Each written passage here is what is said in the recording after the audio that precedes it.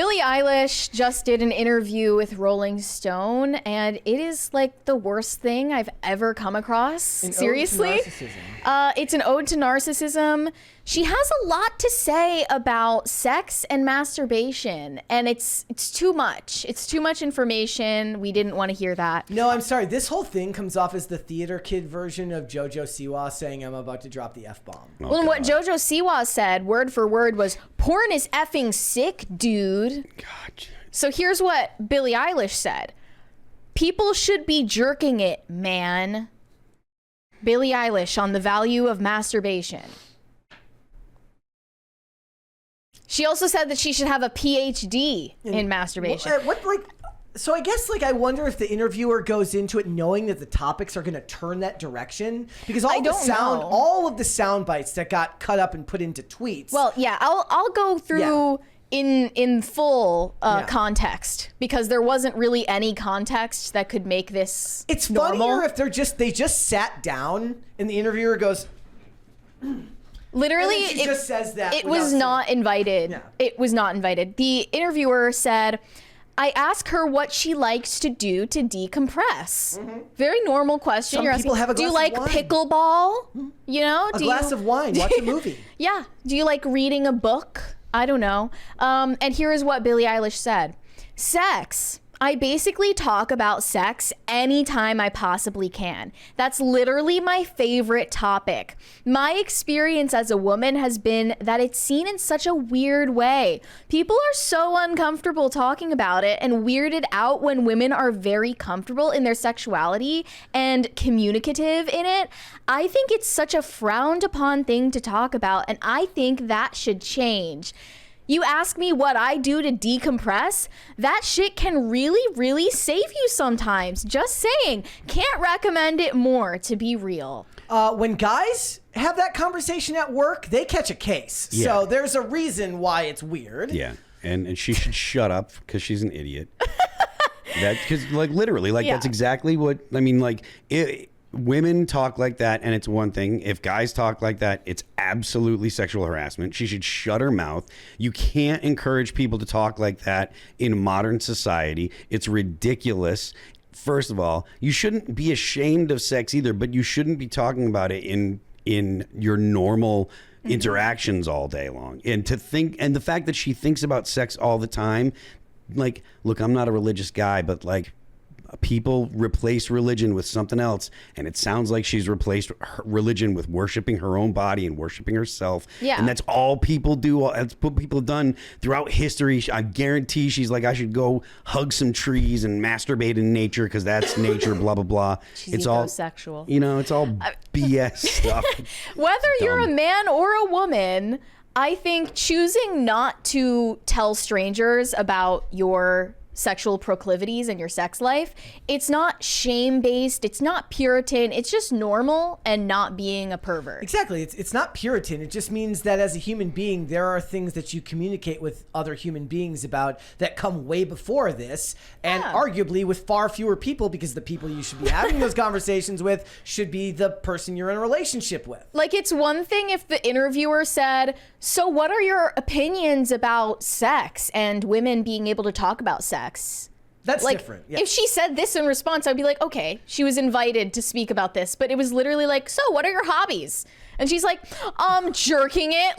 Honestly, what is wrong with you? It feels cringy to me, and it feels try hard, and it feels like she had that interview where she said that comment and then complained about how she was outed, and now she's gonna lean into it. But all it comes, and if you go, I'm bisexual, man. As we were going through, as it's Mary really was quirky. Going through this whole interview, and we're talking about it, it really does seem like she's cosplaying as a completely disassociated It's ridiculous. elite trying to sound like a normal person who doesn't sound anything like a normal person. And it's because it's also detached from reality, because she's talking about, people don't talk about sex enough. It's that's all people talk about. Right. The whole LGBT movement is all about sex and sexuality. And it's there's 100 days throughout the year on top of an entire month where you're celebrating sex and sexuality. That is the idea that humans don't talk about it is absurd. It's ridiculous. And then top it off, that's just the sex part. Then you can add in like all the women that talk about being pregnant and having babies and all of that stuff, which period. is a massive, and their period. All that stuff is talking about sex, sexuality, and the consequences and the things about sex. It's like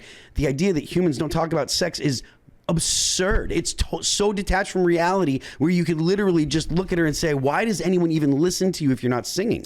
Like, shut up. Also, like, so stupid. A big part of it is like she's saying that it's weird for women to talk about this, but remember we had that discussion a while back where it's like it's women comics that talk about sex, right? Yeah. Men comics may do it, but by and large not nearly as much. Yeah. And that female comics go for that type of kind of I don't know if it's shock, but it definitely is kind of supposed to be like a novelty form of shock comedy. Oh, look at this woman talking about... The novelty is completely worn off, and it wasn't even funny when... It's been gone for ages, right? It's not a novelty anymore.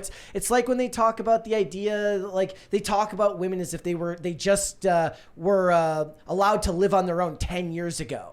Right? It's like, do you see people talking about the other day about the argument like women weren't allowed to own credit cards till the 70s, and they point out that MasterCard wasn't created until like 1976, and and only rich people had them back then. So it's kind of the argument is not relevant. There's a lot of like, so the argument, oh, women couldn't vote until blah blah blah. And yeah, that's true, but there was a whole lot of time where no one could vote. Yes. Like, so the idea that like there was a forever where all men were enfranchised and they were oppressing women forever. It was like maybe 100 years in all of human history where most men could vote and women couldn't. Like, and it's probably even less than that, because essentially on a time scale, like when you're dealing with all of humanity, it was almost instantaneous, almost instantaneously. So again, like it's not the novelty she thinks it is. No. And she's saying women don't talk about sex enough, and I literally can't stop hearing women talking about sex and their sexuality constantly.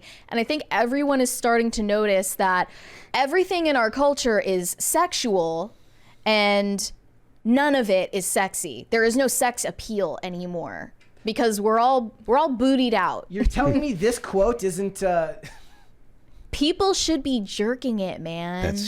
Why are you trying to sound like you're why a guy? Yeah, that's like, another why? thing. And she also in this whole photo shoot looks like this unwashed, like she's like in dirty clothes and she's like unwashed and like trying to look ugly and gross and sweaty, just like the Kristen Stewart photo shoot that she just did for Rolling Stone. So stupid. This is like a running theme. They're trying to make women ugly, hyper-sexualized. They're characterizing women as like the worst type of men. Yeah. I think the part about the mirror is the ode to narcissism. Let's continue. Yeah. So Billie Eilish would also like a word about masturbation, which she says is equally taboo for women. Self-pleasure, she says, has made her more confident. Quote, TMI, but self-pleasure is an enormous part of my life and a huge help for me. People should be jerking it, man. I can't stress it enough as somebody with extreme body issues and dysmorphia that I've had my entire life. Billie Eilish likes to masturbate in front of a mirror. Would you like to hear her explanation? Guys don't need this advice either. Guys have plenty of like dudes are masturbating too much. She says, partly because it's hot, but it also makes me have such a raw, deep connection to myself and my body, and have a love for my body that I have not really ever had.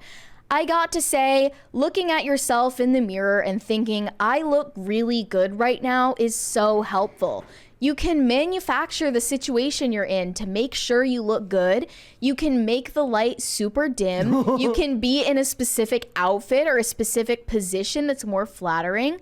I've learned that looking at myself and watching myself feel pleasure has been an extreme help in loving and accepting myself and feeling empowered and comfortable. The interviewer continued, Eilish has been wanting to discuss this with me, and now that she's gotten it all out, she exhales and inches back further onto the couch. She continued, I should have a PhD in masturbation. Ironically, I think the interview probably did all of that for her as well, because it allows her to sit there and talk about herself. The rest of it was like, she drinks vegan smoothies and she has an electric Porsche, but she's still relatable because she loves Chipotle. Well, she doesn't have a driver. She drives the Porsche herself. She doesn't have a driver. She doesn't have a personal chef, right? Yeah, she said that Chipotle is fire and she likes dyeing her hair blue. She doesn't have a personal chef, but every single meal is delivered by DoorDash. Yes. So it's like... Well, she bragged about the fact that she went in person to Chipotle. Oh, okay. Which was really grounded of her.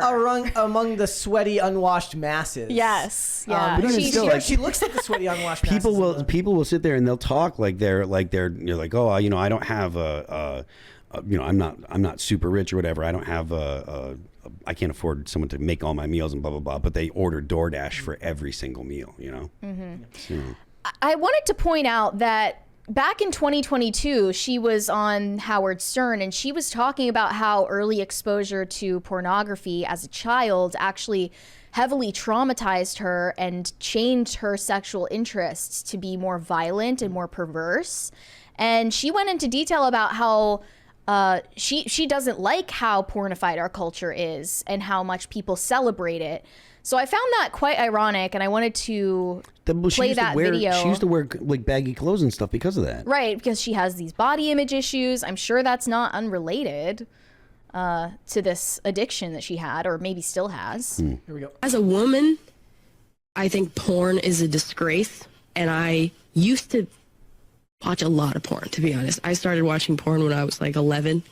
I thought that's how you learned how to have sex. I was watching abusive porn, to be honest, you know, when I was like 14. And I, you know, thought I was one of the guys and would talk about it and think I was really cool for not having a problem with it and not seeing why it was bad. And I think it really destroyed my brain. And I feel incredibly devastated that I was exposed to so much porn. I think that I had like sleep paralysis and these like almost like night terror / just nightmares because of it. I think that's how they started, because I would just watch abusive BDSM. I couldn't watch anything else, like unless it was violent. I'm so angry that porn is so loved. As a woman, so Kanye called her and said, "No, look, you got to look the other way on this. We had it wrong." Just thought that it was an interesting connection, right? So she grows up. Her parents, unfortunately, gave her internet access when she was too young. Didn't pay attention. Mm-hmm. She's exposed to this extremely disturbing pornography as an 11-year-old. Yeah. It gives her a lot of issues, gives her probably body image issues. She said it changed her sexual preferences. It changed her sexual experiences as an adult, gave her night terrors, all of these different issues. And now we can see the result is that she has extremely perverse ideas about sexuality to this day. And now she's framing it in a way that should be celebrated. And I just think, like, I feel sorry for this person, because clearly she has never had any type of like real holistic view of what sexuality is for, what it's supposed to be. It was all taught to her by the most deranged, depraved shit on the internet when she was a child.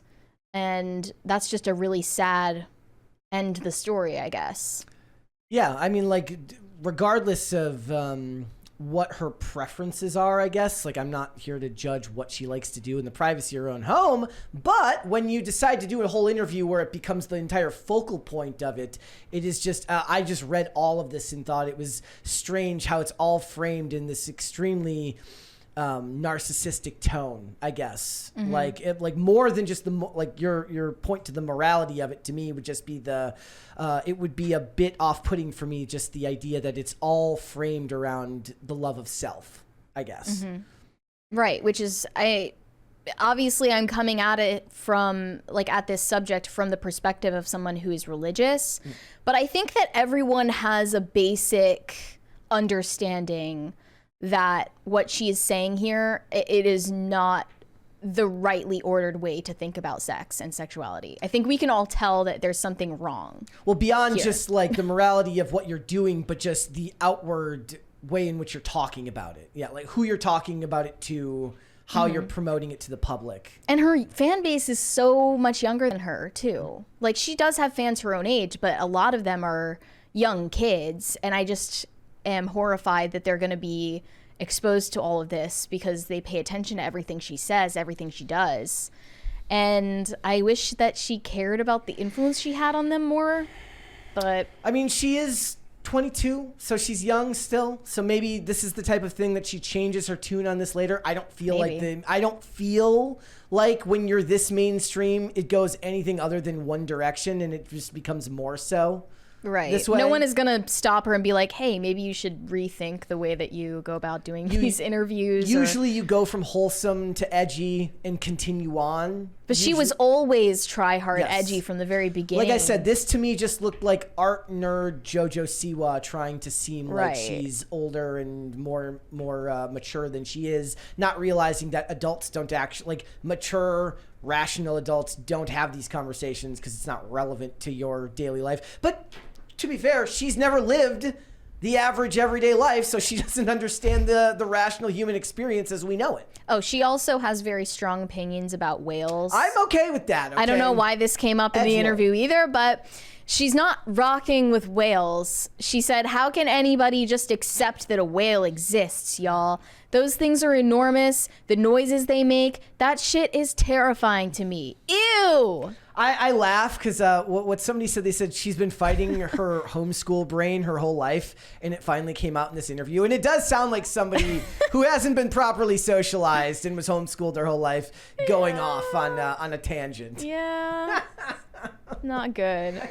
Thanks for watching. Listen to full episodes of Pop Culture Crisis on Spotify. Keep up with us on social media and make sure you subscribe and ring that bell so you never miss the show. Bye, guys.